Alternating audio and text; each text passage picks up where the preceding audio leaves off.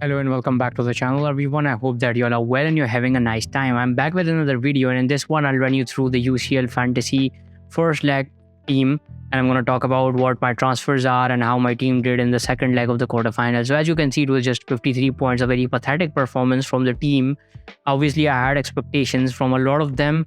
Oshiman was the first one who was pretty disappointing. Haaland another one who disappointed. Karim Benzema couldn't score.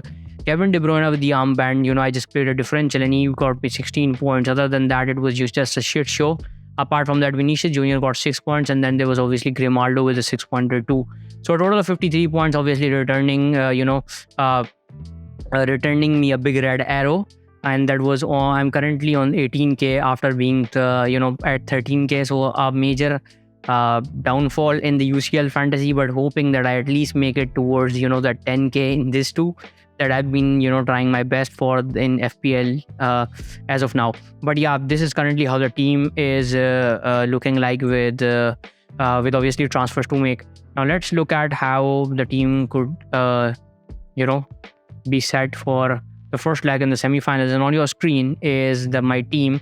I've got a lot of players to deal with. There are obviously 5 transfers. Oshiman is the one that goes out. Davies, the second one. Di Lorenzo, 3.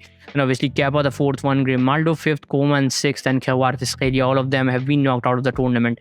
So I'm going to talk about my transfers. Meanwhile, if you have not subscribed to the channel already, please do that and help me reach 750 subs.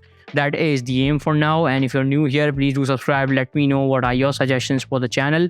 And also let me know that what are your plans for the first leg of the semi-finals.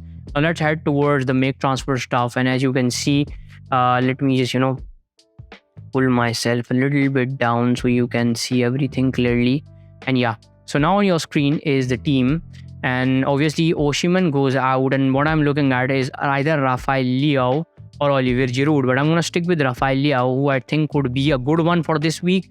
A lot of people would go for Rafael Leao or Olivier Giroud, but I think that Rafael Leao is more of a player you can expect goal from because obviously the higher probability I'm talking about on probabilities and the likeliness of returning points. And obviously Kingsley Coman, he goes out of the side. Rodrigo comes in.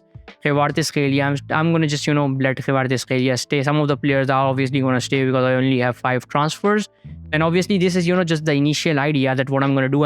Don't worry, I'm going to do a live stream where I'm going to talk about what are my final picks and what I'm looking at. And obviously Davies is the one who's knocked out. He's going to go out of my side. Carvajal would come in. Di Lorenzo goes out of my team. And then I would obviously look at Theo from obviously AC Milan. Sorry about that pause. And then obviously I would be left with only 1 free transfer. Now there are not a lot of options to go for either in the midfield or the defense, but I'm gonna look at a couple of picks. Either I can go for Di Marco, but I already have Onana and Bastoni, so I wouldn't recommend doubling up on here. So what I could do is just trust in Man City for once and go for either Akanji or Ake, who I think would start in that game.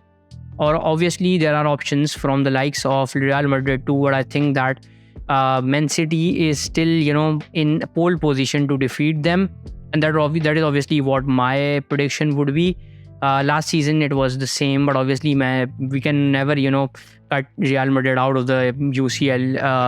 Obviously in Europe they are the best side. There is no side near to them.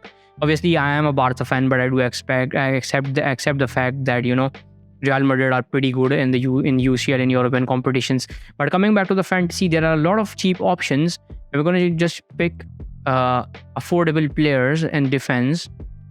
You can we can either bring in Akanji. I wouldn't go for DeMarco and Acerbi, and the reason is pretty clear.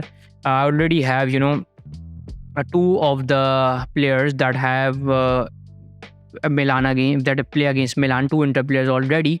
So I can either look at Akanji or John Stones. John Stones is playing that defensive mid role and obviously that centre back role. So he would be my choice, my 5th choice.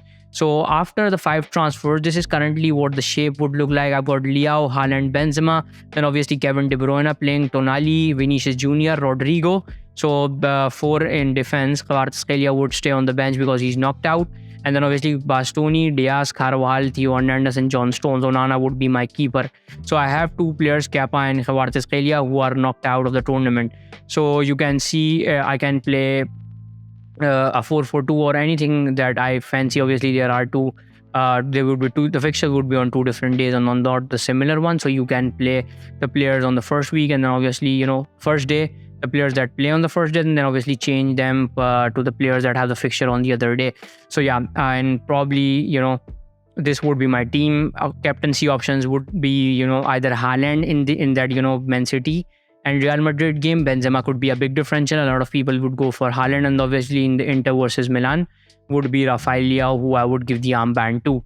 Kevin De Bruyne could be a big differential too. But yeah, we're going to talk about all that in the live stream once we have the news and the team squad news, and obviously the team lineups too, because I'm going to do that just before the deadline, so we have the lineups and we can talk with more solid facts.